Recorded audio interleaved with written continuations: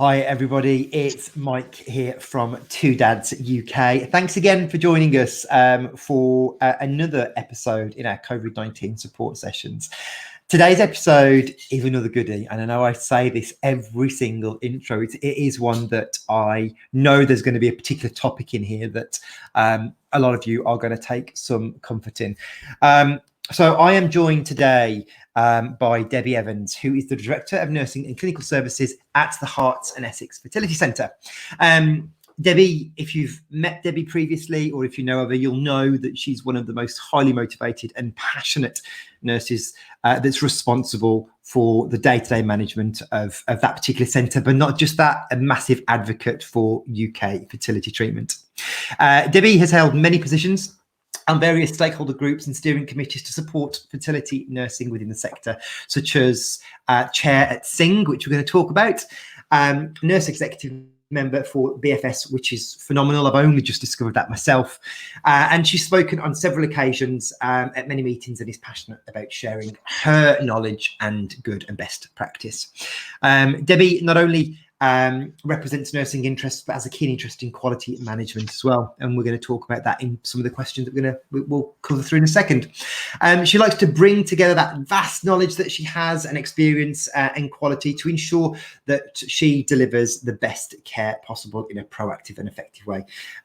Debbie, for those of you that know her, is also incredibly active in with HFEA matters as well, the registry body, and has been actively involved in various consultations with the HFEA Code of Practice. So without further ado, welcome to Debbie Evans. How are you? Hi, Mike. How are you? I'm all right, thanks, my love. Firstly, I think the question is really, how are you? Because this must be bizarre. Really odd. I can honestly say, Mike, in my 35 years as a nurse, this has probably been the most challenging and upsetting and most difficult time for me. Mm-hmm. My role as the manager of the clinic is a hands-on one. Yeah. I'm very much an advocate for that, for both my patients and my staff. I can't give them a hug, and that's really depressing for me, because it doesn't matter, that phone call is nothing like that face-to-face interaction. So, for me, that's really, really challenging. Mm-hmm. We furloughed quite a lot of our staff. That was a really hard thing to do, really tough. We had to make decisions about which staff we were going to keep working on within the clinic and had the skill mix to be able to carry on the treatment that we needed to. But also supporting those staff that we were now saying, actually, you're going to have to be at home now. And they just desperately, we've got an amazing team of staff. They just want to be with us. They want to support our patients. They want to be with us. They want to support us. So supporting them has been hugely, hugely difficult. Thank God for WhatsApp and all the social media challenges that we have nowadays, that we can keep that contact, because you have to be very careful with the furloughed staff about the type of contact that you do have with them and how work orientated it is. But we didn't want to leave them just sitting out there not knowing what was going on or what was happening. So we do communicate, we do keep with them. So yeah, and thank God for our counsellors, because our staff and our patients are using our counsellors to no end. Good. That's good to hear that staff also have access to that too, because I'm sure that's super useful at the minute. So yes, incredibly challenging, and as I said right, at the beginning, 35 years as a nurse, it's been the most challenging and distressing for all of us. Yeah. I'm sure, and that's a big statement to open with. That in 35 years, this is probably your most challenging. Yeah. Those that don't know Herts Essex, a very well-established clinic, massive variety of treatments and services, some of which we're proud to be soon to be involved with from a surrogacy point of view, but complex treatments offering variety of services to a number of people. How does the postponement of their treatment differ? Were they treated individually, or is it a blanket sort of postponement? How was it handled? No, it was purely individual. Everyone's got different needs. Treatments that we offer range from the most basics of ovulation induction right through to more complex surrogacy and egg donation type cycles. They all had their different needs. Heterosexual or same-sex couple, we could speak to together. They were there, we could tell that they were supporting each other. When you get to the more complex surrogacy, for instance, you've got a donor, a surrogate, an intended parent to look after. They've all got different needs. Yeah. So in those more complex cycles, we were speaking to them individually, and on a couple of occasions, or more than a couple, we spoke to them in a group way, because we Okay. needed to make sure that they were all linking together, that they understood the enormity of what was happening and what it meant to each of the individuals. Some of them were on medication that we needed to stop and give them other medication to counteract what they were taking in the first place. So those were difficult. So we treated them all completely individually. We cancelled 165 cycles. Oh, wow. So that, that was quite a huge, all sorts of ranges. Yeah, different challenges, but ones that we needed to meet individually. You could never have done that as a group. No. We've kept people updated with communication in a group way, but not continued. And now those, I'll talk about it in a little while, but now those patients that we have cancelled, we've now started to ring them and just say, hi, just keeping in touch, and we're doing that on an individual basis as well. That's good. And that's what people need to It'll be hear. the donors. Yeah, exactly. You need to treat them all individually. They've all got their own needs. Yeah. And you'll get the questions. Please, can you just make the exception for me? Can you change that for me? That breaks your heart. Oh, We're no. crushing Must dreams. be We're terrible. crushing dreams. No, and it's so. I think the enormity and the impact for those that aren't in the trying to conceive community that are now probably watching these and just understanding how this is impacting and rippling into other people's lives. It's enormous, and I don't envy the jobs that you've having to do on this occasion. The other stuff, it's lovely to watch what you do, but I'm sure this has been a tough one. Yeah. I think on that side, then I think a point that I really want to talk about in a bit more detail, which is probably something that a lot of people are really anxious about. It's so how will my treatment start again, and how am I going to be prioritized? If you've cancelled 165 cycles, for example, they're going to vary from maybe a fairly basic procedure, IUI, some complex IVF, and then your surrogacy or your fertility preservation, or cancer patients. I don't know how. That's an enormous scale of priorities. How is the industry going to prioritize those patients? I'm part of a group that will start to look at how we open up the industry again and how we prioritise as a sector. But for us individually at Herts Essex, we've looked at those patients that we cancelled in the first instance, and we've started to prioritise them in the act of looking at their AMH and their age. Is that something that predecesses the other patients that are all going to, because they're all going to have their needs, they're all going to tell me why they need to be prioritised in the first instance, and that's quite right too. But, the patients are saying to them, well, what can I do while I'm waiting? Is there anything I can do? Please, can you get me through? Should I be starting my drugs now? Do I need to go on the pill?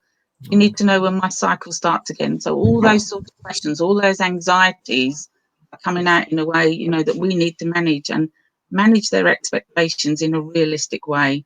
Even though we've started calling those patients back again, and we're saying to them, we're just keeping in touch, making sure you're okay, where are you in your cycle, etc. Can't give them that definitive date of saying, right, we want you to start your drugs on this date, we're going to come in for a scan on that date. We have to realistically manage those expectations. The priorities will be those patients that we cancelled in the first instance, trying to get through those. Some cycles, frozen embryo cycles, we can pretty much get through in a relatively quick way because they're quite simple to get started and get through the process. To think about egg collections is a whole other sphere. We don't know how the opening up of the fertility sector will be. It's likely to be staged, and I would think it's more likely the more simple procedures that could come through in the first instance. At Herts Essex, we rely on our consortium of consultant anaesthetists that anaesthetise, sedate our patients for us. Am I going to have an anaesthetist that's going to be able to sedate our patients, or are they still going to be in the ITUs where they need to be? So we need to manage those sort of things. To open up our lab, I can't just open up a lab. When you talk to our lab director, Lucy, she tells me I need 2 weeks. revalidate everything within the lab to make sure I've got all the equipment up and running as it needs to be, to make sure I've got all the consumables, the medias that we need. They've all gone out of date. They've all, they can't be used. It's going to be a massive influx on the suppliers to provide all of this. And if we're all going to be opening up together, they're not going to be able to cope with the demand for the supplies. And we've got to work in a very different way now, or think about working in a different way. Looking at our PPE, we aren't a medical industry that is used to working with PPE. We've never had to do that because our patients aren't infectious. We don't need to work in that way. But now we're going to have to consider that for both the staff and the patient. So I hadn't supply of thought about PPE to that. our clinics. Yeah, Completely. It's completely different. I mean, like you've been through fertility clinics many times, you've never come across a nurse or a doctor in a mask and No. gloves and full gown. You're potentially going to be seeing that now. COVID isn't just going to go away overnight, is it? No. We know it's going to be here for the imminent future. So we have to prepare ourselves. Do we start testing our patients for COVID? Yeah. We know that there's no available tests at the moment, or there aren't, they're being kept for sick patients within the ITUs and the acute hospitals. Is it going to be available to us in our community? So how do we wonder, I thought about, is that going to be another test to incorporate into your other immunology reporting? Whether common sense will tell you it probably will, but that's a whole other logistical. And we have to. And are we going to test? Are the patients presenting with symptoms at the moment, or they might not even have the symptoms yet, but have they got the COVID? Or we need to test, have they got the antibody? We need to really think about these things. Wow. Do we just test the patient's temperature? But being proactive over testing the patient's temperature, is it that they've got a common cold and the temperature slightly raised, or they've got some other infectious problem and not particularly COVID? We're going to have to really, and I think that's what the working party that I'm going to be party to will start to look at, the realistic options in the fertility sector that we're going to have available to us, to be able to open our doors and welcome our patients back through in a safe and proactive way, really. So, Fascinating. I think anyone that's think about. Oh, so many, and I think that's there's a real curiosity and a fascination in me because of my love for the industry, but just understanding how something so vast starts again, with an added layer of complexity that most of us wouldn't even consider. Fertility is such a personal journey. To go through that journey with PPE, well, obviously for your own safety, I understand that, but it then just feels super clinical and not the journey. It's already comes with a ton of anxiety.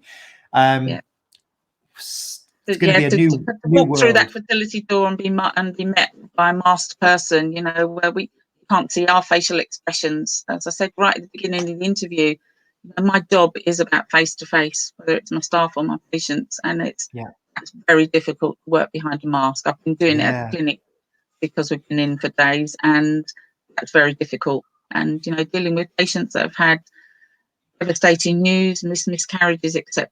The first thing you want to do as a nurse is to protect the patient, and you can't do that with a mask and gloves and full PPE on. It's the way it's going to have to be for a little while, I think. Yeah, it seems that way. So we've got a minute left. I'm loving this. This is just this is so fascinating, Deb. Talk to me about I guess whether it's tips or some of the best practices that you're doing. Give us your best. Well, for the patients, I'd say to them, use this time effectively. Number one, stay home and stay safe. Heed that guidance. That that's the biggest thing that's going to get us all through this. Keep in contact with your clinic. Don't Google. I'm getting patients coming through on our Salve app and saying, I've looked at this up and my friend has told me this and you didn't tell me that, and it's not applicable to them. So stay in touch with your clinic. Your clinic should be available to you. And then, as I said, focus on this time. Get fit for fertility. It's really important to make sure you're keeping up those, don't let it slack and think, oh, I'm not going into the clinic now, my BMI can raise, and I can have that drink now and I can start smoking again. Push those all to one side, focus on being fit for fertility, make sure that's your main goal. That's so so key true. for the patients. Just really put yourself into that best physical and emotional and well-being state you can be for when those doors open up and we can welcome you back through. Yeah, absolutely. Deb, as always, it's so lovely to talk to you and so nice to see you. Yeah, it's nice to see people, isn't it? I know, it's so nice. So good. Thank you for everything that you and the team are doing, and the work that you're doing on this new steering committee, the government link and government body piece. I'm sure that's a privilege to be a part of, to get this industry moving again. So. Yeah.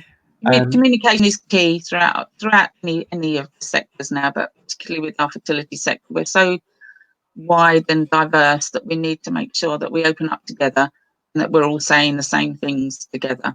And then it'll be right for our patients. So, absolutely agree. Been a pleasure, Deb. Thank you so much. Thank you. No, it's been my absolute pleasure in having you here. Thank you. Right, great. Thank you so much, and we'll see you soon. Take care. Bye. Take care. Bye.